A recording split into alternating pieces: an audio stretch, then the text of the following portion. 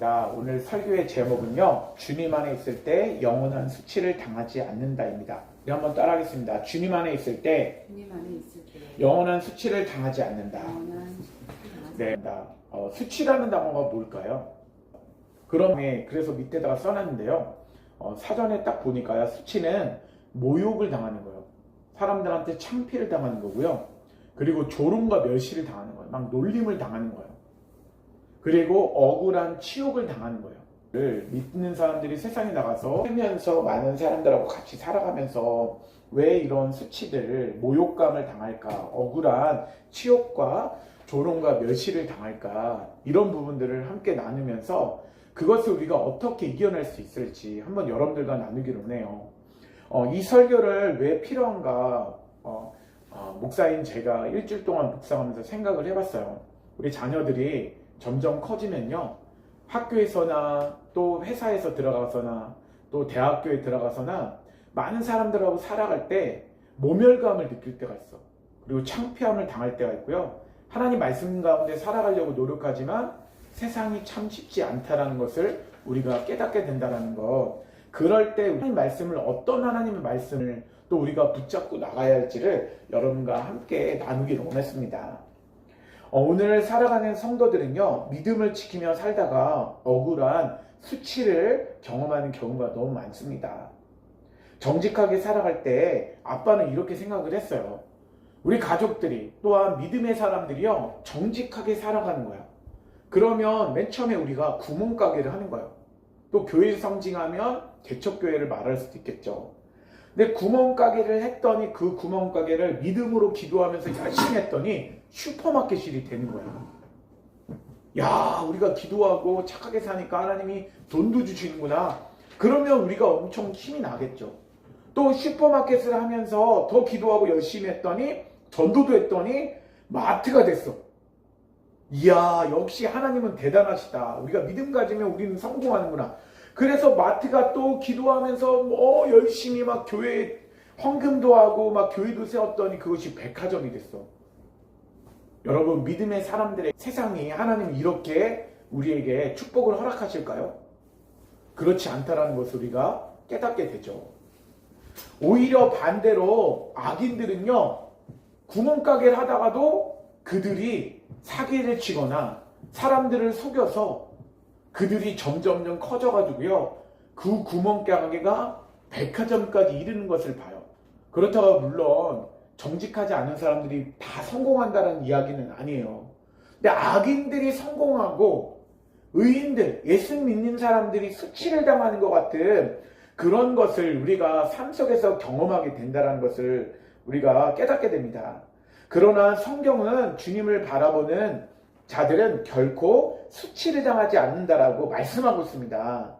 이 설교는요, 성도들이 눈앞의 상황이 아니라 하나님의 약속을 붙잡고 살도록 돕기 위해서 이 설교가 필요하다고 생각합니다.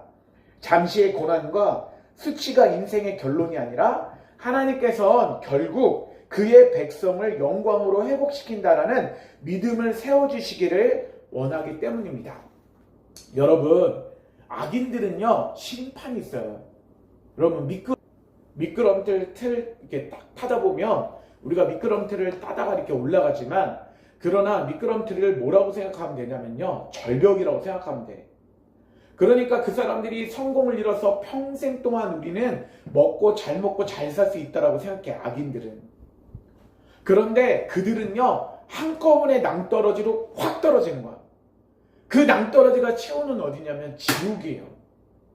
근데 믿음의 사람은요, 끝까지 믿음을 지켜갈 때 모욕을 당하고 수치를 당하지만 그들의 마지막은요, 천국이고 영원한 기쁨과 감사와 예배를 누리는 그런 삶을 살 수 있다는 것을 우리가 깨닫게 됩니다. 그러면 주님 안에 있을 때 영원한 수치를 당하지 않는다. 그러면 첫 번째는요, 우리가 어떤 사람들이 성경에서 어떻게 믿음을 지켜가려고 했지만 수치를 당했는지를 함께 알아보길 원해요. 우리 첫 번째 소제목 있죠? 우리 같이 한번 읽어보도록 하겠습니다. 첫 번째, 시작. 죄 이후 세상에는 수치와 고난이 시작되었지만 믿음으로 그것을 이길 수 있었습니다. 어떤 부분이냐면 목사님이 이런 생각을 해봤어요. 영화를 딱 지켜보는데 아버지가 이렇게 영화로 요약된 걸 이렇게 보잖아요. 그런데 한 장면이 인상 깊은 장면이 있었어요. 어떤 장면이었냐면요. 이 사람이 사람들한테 나는 수치감을 당했어. 나는 모멸감을 당했어. 나는 너무나 억울해. 내가 저 사람한테 복수하리라. 딱 그 말을 하면서요. 막 자기의 수치감을 막 드러내기 시작한 거예요.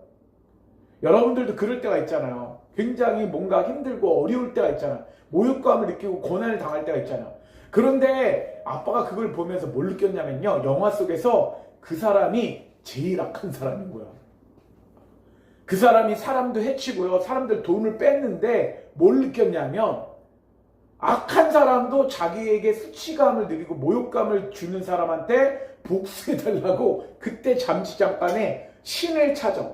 부처도 찾고 하나님도 찾고 신이란 신 있으면 나 좀 도와달라고 얘기하면서요. 그들이 자기가 당한 수치를 이렇게 갚아달라고 이야기를 하는 거예요. 그런데 우리가 말하는 이 수치는요. 악인의 수치를 말하는 것이 아니라 의인들의 수치를 말하는 거예요. 그런데 왜 우리는 수치를 당하기를 시작했을까? 언제부터 우리는 하나님의 백성으로 살아가지만 수치감을 느끼며 살아가게 될까? 그분을 먼저 우리가 나누기로 했죠. 우리 창세기 3장 7절과 17절 말씀 우리 원희도 수민이도 우리 아내도 같이 한번 읽어보도록 하겠습니다. 시작! 이에 그들의 눈이 밝아져 자기들이 벗은 줄을 알고 무화과 나무를 잎을 엮어 침화로 삼았더라. 아담에게 이르시되 내가 내 아내의 말을 듣고 내가 내게 먹지 말라 한 나무의 열매를 먹었은즉 땅은 너로 말미암아 저주를 받고 너는 내 평생에 수고하여 그 소산을 먹으리라. 하나님께서 에덴 동산에다가 뭐를 만들어놨냐면요. 그 선악을 알게 하는 나무와 생명나무를 이렇게 두었어요.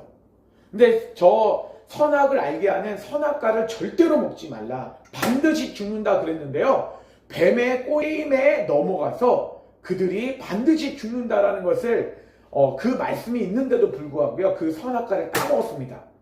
그 이후에 그들은요. 눈이 밝아졌는데 이제 하나님을 피하기 시작했어요. 자기들의 가슴과 중요한 부분을 막 감추기 시작했어요. 그것을 뭘로 감췄냐면요. 무화과 나무를 잎을 엮어서 자기가 벌거벗었음을 창피하게 느끼면서 감추기 시작했습니다. 예수님이 하나님께서 이렇게 말씀하세요. 아담에게 내 아내의 말을 듣고 내가 내게 먹지 말라는 한 나무의 열매를 먹었은즉 땅은 너로 말미암아 저주를 받고 너는 내 평생에 수고하여야 그 소산을 먹으리라 라고 했는데 땅의 모든 것 자연 만물도 다 타락하게 되었어요. 사람들도 타락하게 되었어요. 그래서 사람들이요 원래는 하나님을 찬양하고 예배하는 사람들은 악이 없었어요. 선악을 구분하지 않았어요. 선만이 존재했어요. 서로를 위해서 사랑하고 서로를 아껴주고 하나님을 예배하며 하나님 앞에 기쁨과 감사함으로 영광 돌리는 삶을 살았습니다. 죄악이 하나님의 말씀 가운데 불순종하고 났을 때 죄악이 그들 가운데 찾아오기 시작했어요. 온 지구와 사람들이 타락하면서 하나님을 알지 못했고요. 자기들만 잘 먹고 잘 살려고 하는 그런 부분이 세상 가운데 들어왔습니다. 죄악이 들어왔어요. 그리고 뭐가 들어왔냐면요. 수치심도 들었고 모욕감도 들었고 자기만 잘 먹고 살려고 들어왔는데 또한 우리에게 사망이 들어왔습니다. 그래서 우리는 일하지 않으면요. 먹고 살 수가 없는 그런 환경이 되어버렸어요. 그런데 우리가 그 말씀을 보면서요. 그래서 우리는 수치감과 모욕감은 언제부터 시작이 되었다? 아담과 하와가 하나님의 말씀에 불순종함으로 말미암아 순종해서 그들이 선악을 알게 하는 나무를 먹은 이후에 수치감과 그리고 모욕감을 느끼기 시작했습니다. 그때 대표적인 유래가 수치감과 모욕감을 느꼈을 때가 어느 때냐면요. 가인과 아벨이 제사를 드리고 난 뒤에 수치와 모욕감을 느꼈어요. 우리 창세기 4장 8절 우리 같이 한번 읽어보도록 하겠습니다. 창세기 4장 8절 읽겠습니다. 시작.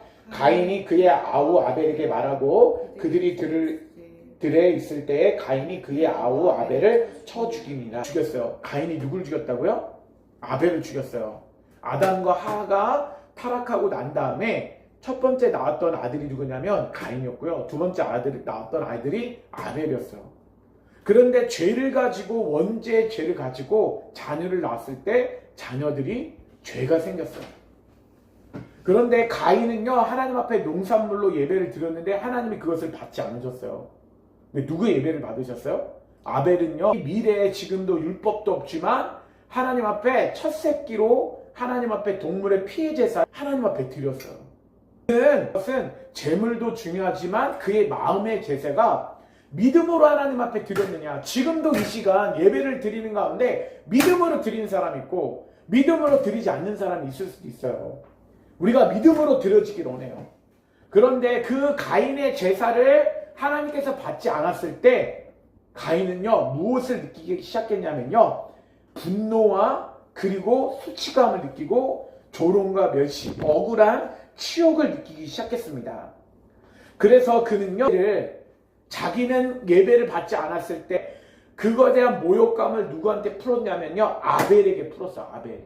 그래서 아벨이 들에 있을 때 가인은요, 아벨을 쳐서 죽였습니다.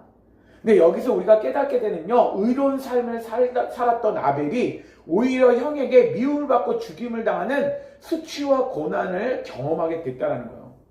이 부분은 왜 수치와 모욕감이 있냐면요, 사람들한테 인정받지 못함을 우리가 경험할 때가 있어요.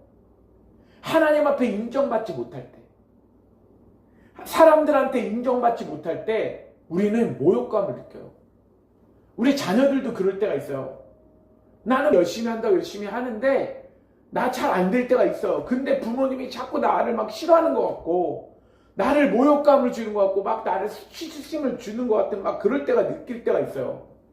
그리고 또한 어느 때가 있냐면 소외감을 느낄 때도 있어요. 소외감. 아, 쟤는 사랑하는데 나는 안 사랑하는 것 같은 느낌을 느낄 때, 그때가 어느 때였냐면요, 바로 요셉의 형들이 그런 마음을 느꼈던 것 같아요. 우리 창세기 39장 20절 말씀 같이 한번 읽어보도록 하겠습니다. 창세기 39장 20절 읽어보도록 하겠습니다. 시작. 이에 요셉의 주인이 그를 잡아 옥에 가더니 그 옥은 왕의 죄수를 가두는 곳이라 요셉이 거기에 갇혔으나. 이제는 요셉에 대한 이야기인데, 아까 전에는 인정받지 못함, 가인은 하나님 앞에 인정받지 못해서 그 수치감을 느꼈는데요, 요셉의 형들은 어떤 것을 느꼈냐면요, 바로 또한 인정받지 못하면서 소외감을 느꼈어요. 누구에게 소외감을 느꼈냐면 야곱이, 아버지 야곱이요, 누구만 좋아해 지금?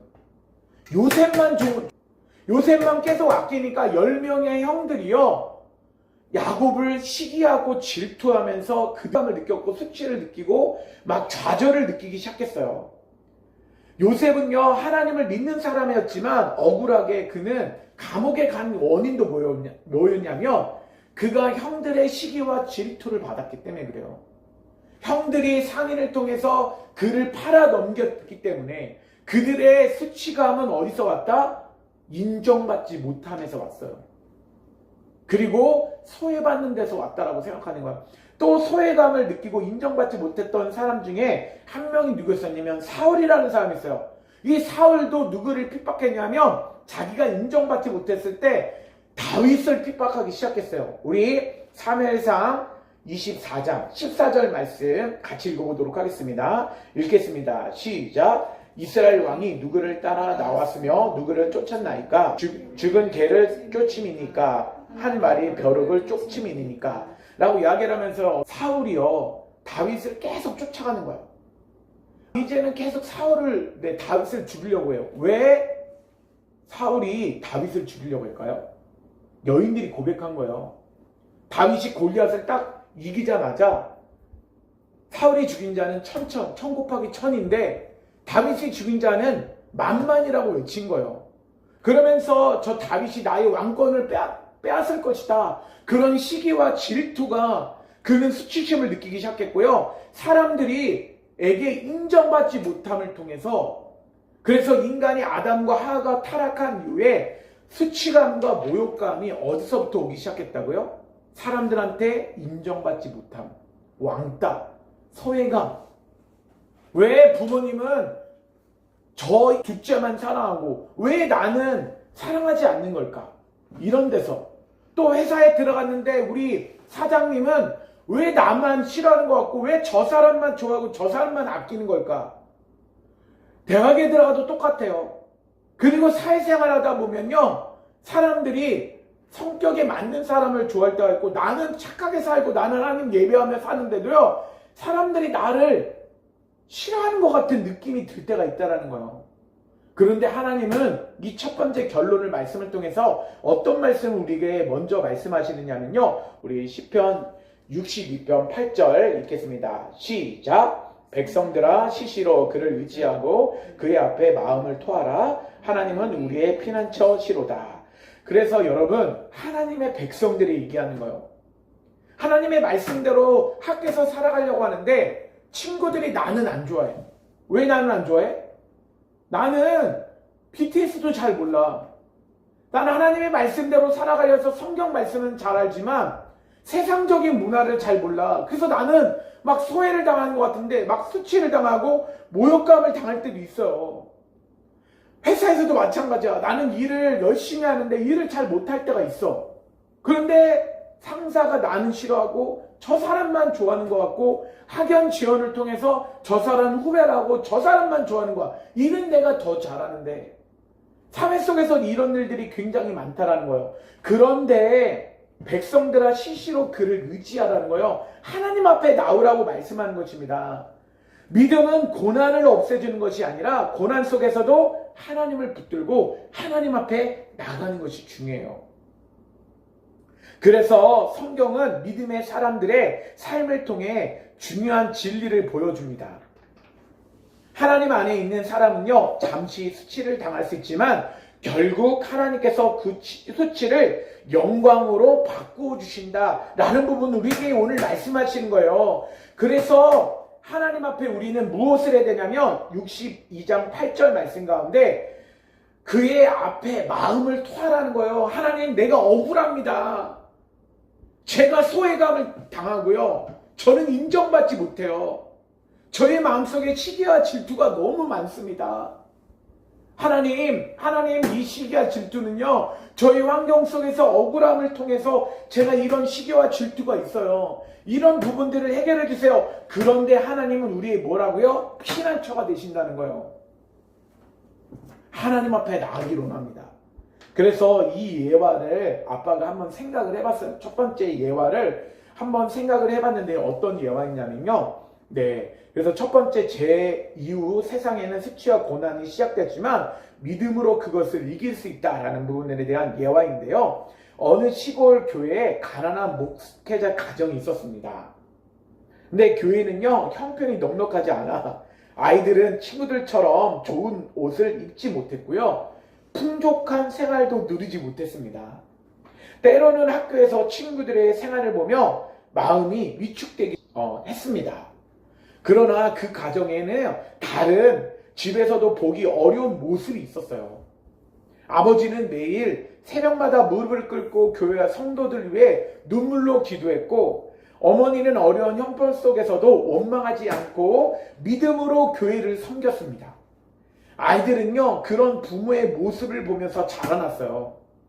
그래서 세월이 흐르면서 그 자녀들은요, 놀라운 열매를 맺게 되었습니다. 한 자녀는 목회자가 되면서 많은 영혼을 하나님께 인도하는 목회자가 되었습니다. 또한 한 자녀는요, 선교사가 되어서 복음을 전하는 곳마다 땅에서요, 하나님의 말씀이 세워지도록 전했어요. 네. 다른 자녀는요, 사회 속에서 하나님을 믿는 정직한 지도자가 되었습니다.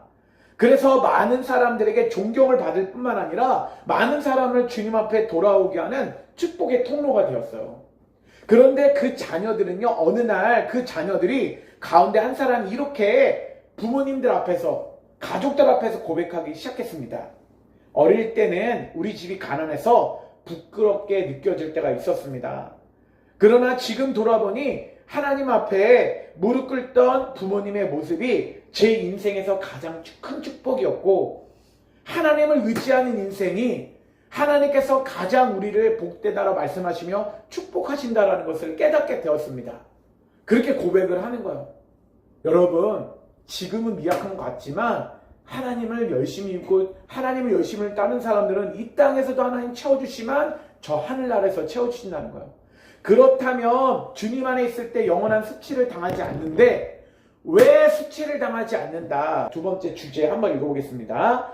시작. 예수 그리스도께서 우리의 수치를 대신 담당하셨습니다. 누가 우리의 수치를 대신 담당했다고요? 예수님이 수치를 우리 대신에 담당하셨어요. 물론 수치를 우리가 경험할 때도 있어요. 그런데 그것을 자꾸 누구한테 토해야 된다? 예수님 앞에 자꾸 그것을 기도하고 토하면요, 그것이 예수님 앞에 우리의 수치가 넘어가는 거예요. 그 문제를 대신해서 2000년 전에 그 십자가사에서 다 대신해서 우리를 위해서 수치를 경험하신 것입니다. 그래서 우리가 마음을 토하면서 하나님, 제가 너무나 억울합니다. 내가 너를 축복하고 너를 대신해서 수치를 당하였다. 이렇게 말씀하신 적이 있습니다. 그래서 우리 히브리서 12장 2절 말씀 같이 한번 읽어보도록 하겠습니다. 히브리서 12장 2절 읽겠습니다. 시작. 믿음의 주여 또 온전하게 하시는 이인 예수를 바라보자. 그는 그 앞에 있는 기쁨을 위하여 십자가를 참으사 부끄러움을 개의치 아니하시더니 하나님 보좌 우편에 앉으셨느니라. 여기서 믿음의 주여, 우리를 믿음으로 바라볼 수 있는 분이 주님이신데요, 우리를 온전케 하시는 분이 바로 예수님이시라는 거예요. 우리가 하나님 앞에 그 수치와 모멸감과 조롱과 멸시를 하나님 앞에 바라보면서 기도하면요, 하나님이 그것을 그 십자가상으로 우리의 수치를 옮겨가신다라는 거예요. 그래서 그 앞에 있는 기쁨을 위하여 십자가를 참으사 우리 대신하여서 부끄러움을 당한 것을 개의치 않으셨어요. 우리 대신해서 그 십자가에서 예수님은 모멸감을 느끼셨습니다. 수치를 대신해서 느끼셨습니다.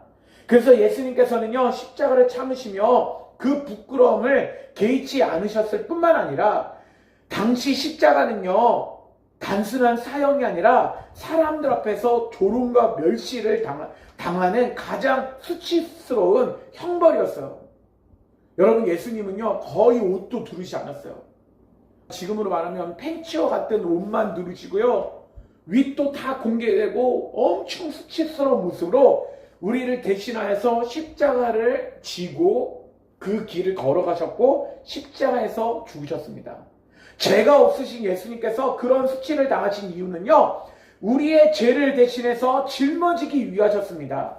그 말씀을 우리 대신해서 수치를 당하셨던 말씀을요, 이사야서 53장 5절 말씀 가운데 이야기하고 있습니다. 우리 같이 한번 읽어볼게요. 이사야 53장 5절 같이 읽겠습니다. 시작. 그가 찔림은 우리의 허물 때문이요 그가 상함은 우리의 죄악 때문이라. 그가 징계를 받음으로 우리는 평화를 누리고 그가 채찍에 맞음으로 우리는 나음을 받았도다. 예수님은 죄가 없으신데요, 그가 왜 찔림을 당했다고요? 우리의 허물 때문에 그랬다는 거예요. 우리가 가지고 있는 죄 때문에, 아담과 하와가 타락한 이후에 죄의 본성을 가지고 있는 우리 때문에 허물을 대신 받기 위하여 우리 대신해서 고통을 당하셨어요. 그가 상함은 우리의 죄악 때문이라. 십자가의 지심은요, 우리의 죄악을 대신 지기 위해서 십자가를 지셨다는 거예요. 그가 징계를 받음으로 우리는 평화를 누리게 되었어요. 여러분, 여러분들이 지금 받고 있는 고통과 아픔들을요, 십자가 앞으로 기도해 보세요. 갑자기 마음 가운데 평강이 누려지기 시작해요. 예수님이 우리를 위해서 십자가에 죽으셨다는 그 십자가의 사랑이 우리 가운데 느껴지기 시작하잖아요. 우리의 죄악은 십자가로 지금도 예전에 2000년의 지심으로, 십자가 지심으로 단번에 우리의 모든 죄를 해결하셨고요. 지금 우리의 고통의 문제도 우리가 기도하며 나아갈 때 그것이 해결된다는 거예요. 하나님께서 우리에게 평강과 기쁨을 우리에게 허락하신다는 것입니다. 그가 채찍에 맞음으로 우리는 나음을 받았도다. 여러분의 상처와 아픔은요, 십자가 앞으로 나가야 합니다. 예수님 앞으로 나가야 돼요. 부모님이 그것을 다 해결하지 못합니다. 누구한테 나가는다고요? 예수님 앞으로. 우리 자녀들이요, 예수님을 의지했으면 좋겠습니다. 근데 예수님은요, 그런 십자가 상에서도요, 누구를 용서하냐면 자기를 십자가에 못 박는 사람들도 용서하려고 하셨어요. 우리 누가복음 23장 34절 말씀 같이 한번 읽어보도록 하겠습니다. 읽겠습니다. 시작. 이에 예수께서 이르시되 아버지여 저들을 사하여 주옵소서 자기들이 하는 것을 알지 못함이니이다 하시더라. 여러분 마태복음 26장 50 말씀에 보면요 어떤 말씀이 있냐면 예수님이 십자가를 지고 가실 때 사람들이요 유대인들이 하나님의 이 땅 가운데 우리를 위해서 이 땅 가운데 인간의 몸을 입고 오셨는데 어떤 사람들은요 주먹으로 그리고 손바닥으로 예수님의 뺨을 빵 때렸어요. 그리고 어떤 사람은 예수님 얼굴에다 침을 뱉어요. 그리고 어떤 사람은 발로써 예수님 걷어차는 사람이 있어요. 네가 무슨 예수야? 네가 무슨 하나님의 아들이야? 라고 얘기하면서 엄청난 수치와 모멸감을 당했어요. 그리고 가시 면류관을 쓰셨고요. 십자가에 못 박혀 죽으셨고 발목도 십자가에 못 박혔어요. 그리고 난 다음에 창으로 옆구리를 찔리셔서 피가 철철철 흘러나왔습니다. 네, 지금 예수님이 십자가에 지신 사건을 이야기하고 있어. 그런데 예수님은요 그렇게 십자가 못 박아서 그렇게 침 뱉고 뺨을 때리고 발길질하고 가시가 면류관 쓰고 못 박고 창으로 찌른 사람들에게 뭐라고 얘기하냐면요 하나님 앞에 기도하는 거예요. 아버지여 저들을 사여 주옵소서 자기들이 하는 것을 알지 못함이니이다 라고 하면서요 저들의 죄를 용서해 주세요. 저들이 지금 자신들의 죄를 깨닫지 못합니다. 예수님은요 자기가 고통을 당하는 순간 속에서도 한 사람이라도 더 구원받기를 원했고요 한 사람에도 하나님 앞에 더 돌아오기를 원했어요. 그것이 바로 예수님이 우리를 향한 사랑이세요. 그 사랑으로 말미암아 우리가 그것을 이겨낼 수 있을 줄 믿습니다. 우리 세 번째인데요. 세 번째는 어떤 부분이냐면요. 하나님은 우리의 수치를 결국 천국에서 완전하게 제거하신다는 거예요. 천국에서 완전히 제거하신다. 여러분 우리가 고통당하는 거는요. 이 땅에서 고통당하지만 결국엔 우리가 천국에 들어가게 되면 그 수치와 모멸감은 완전히 사라져요. 우리가 천국을 바라보면서 하나님을 예배하며 찬양할 때 그 마음을 가지고 이 땅 가운데서 그 기쁨과 감사함을 누리면서 예수님과 동행하면서 이 땅 가운데 살아가야 돼요. 우리는 영원히 승리한 믿음의 백성들입니다. 근데 주제가 뭐예요? 주님 안에 있을 때 영원한 수치를 당하지 않는다. 왜 당하지 않냐면 하나님은 우리의 수치를 결국 천국에서 완전히 제거하기 때문입니다. 아버지가 이 생각을 하면서 어떤 생각을 해봤냐면 야전병원에 대해서 생각을 해봤어요. 야전병원. 이 땅은 마치 전쟁 중에 세워진 야전병원 같아요. 야전병원이 뭘까요? 야전병원은요 전쟁터에 있는 병원을 말하는 거예요. 전쟁터에 낮에 싸우다가 밤에 가면 치료를 받는 거예요.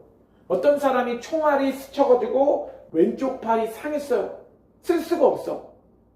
그런데 나라를 멸망당할 때 그 사람은 어떻게 해야 돼요? 오른손으로 총을 쓸 수 있잖아. 그럼 어떻게 돼요? 가족들이 적들에게 죽임을 당하거나 고통을 당할 수 있잖아요. 나라 민족의 백성들이 고통을 당할 수 있잖아요. 그러면 왼손이 상했지만 그것을 붕대로 감고 치료를 받고 야전병원은 다시 치료를 받은 다음에 총 들고 나가서 싸우도록 만드는 것이 야전병원이에요. 이 땅은 전쟁터입니다. 그런데 그 전쟁터 가운데 우리에게 주신 것이 무엇이냐면요. 교회예요. 교회. 야전병원과 같은 곳을 주신 것이 무엇이다? 교회라는 것이에요. 이 땅에서 여러분 행복을 누리면서 살 수 있을 것 같아요? 돈을 벌어서 완전한 행복을 누릴 수 있을 것 같아요? 여러분 좋은 집, 좋은 차, 자녀들을 좋은 대학교 보내가지고 넉넉한 삶을 살면 행복한 삶을 살 수 있을까요? 그렇게 만족하며 살 수 있는 사람도 있을까요? 없다라는 거야. 돈이 많은 사람들도 절대로 어떤 불행한 마음들이 있어요. 몸이 건강하지 않다거나 자녀들이 이상한 자녀들이 있다거나 어떤 환경 가운데 항상 어려움들이 있어요. 그런데 우리는요 야전병같이 무엇을 바라보면서 하나님 나라의 영광, 저 하늘나라의 천국에서 영원히 살아갈 믿음의 마음을 가지고 우리는 이 교회에서 기도하고 하나님 말씀을 붙잡으며 예수님의 닮아가는 그런 삶을 살아가면서 우리는 점진적으로 우리는 달려갈 줄 믿습니다. 우리 이사야 15장 8절 말씀 같이 한번 읽어보도록 하겠습니다. 시작. 사망을 영원히 멸하실 것이라. 주 여호와께서 모든 얼굴에서 눈물을 씻기시며 그의 백성의 수치를 온 천하에서 제하시리라. 여호와께서 이같이 말씀하셨느니라. 여러분, 사망이 멸하게 될 것입니다. 영원히 멸하실 것이란 뭐냐면요, 그것은 천국을 말해요. 마지막 말세 이후에 천국을 말합니다. 지금은 마지막 때가 됐어요. 예수님이 재림하시기 전입니다. 우리는요, 예수님이 재림하시고 난 이후에 우리는 이제 더 이상 사망을 경험하지 않습니다. 또한 주 여호와께서 모든 얼굴에서 눈물을 씻기십니다. 고통이 없어지는 거예요. 슬픔이 없어지는 나라, 저 천국에 가면 우리는 영원한 기쁨과 감사와 그리고 하나님을 예배하면서에 나오는 그 황홀경에 빠지는 그 하나님께 감사하는 마음들이 우리에게 넉넉하게 채워진다는 것을 우리에게 하나님 말씀하시는 거예요. 이 땅에서 그것을 바라보면서 우리는 승리해야 될 줄 믿습니다.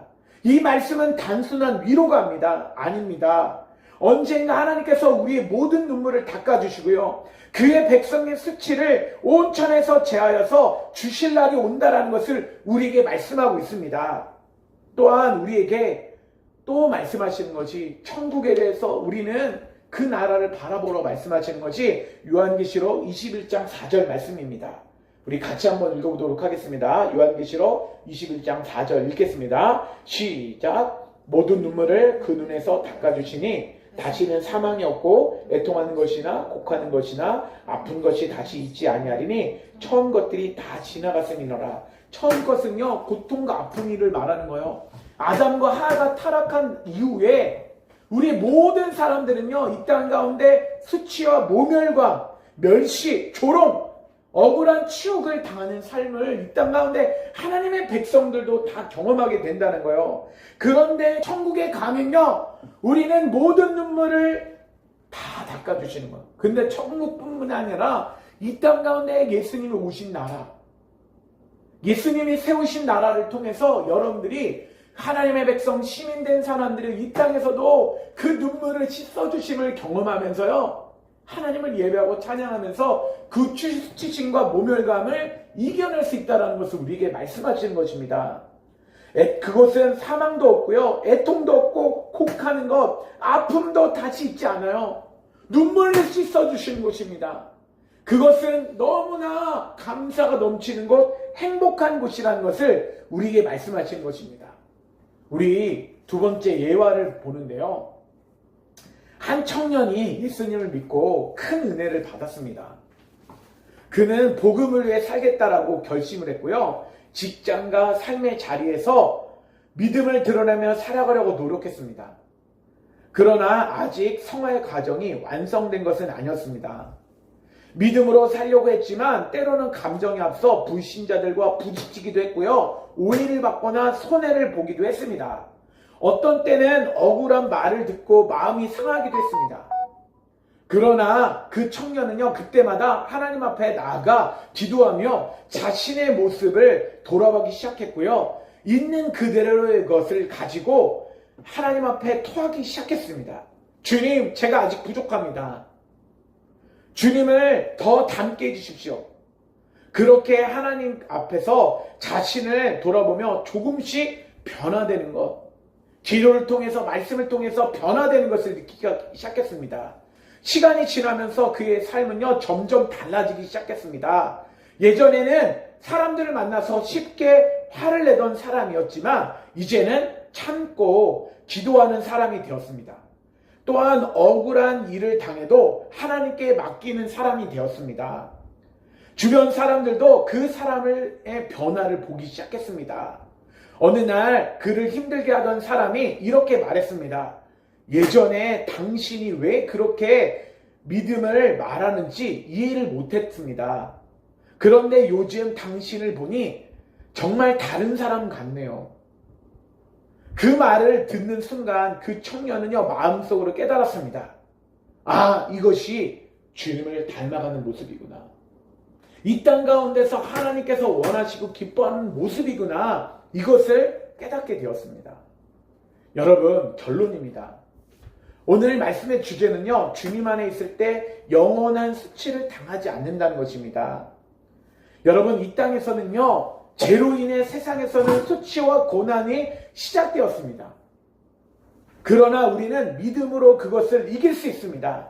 예수 그리스도께서 우리의 죄와 수치를 대신 담당하시고 십자가에서 해결하셨기 때문입니다.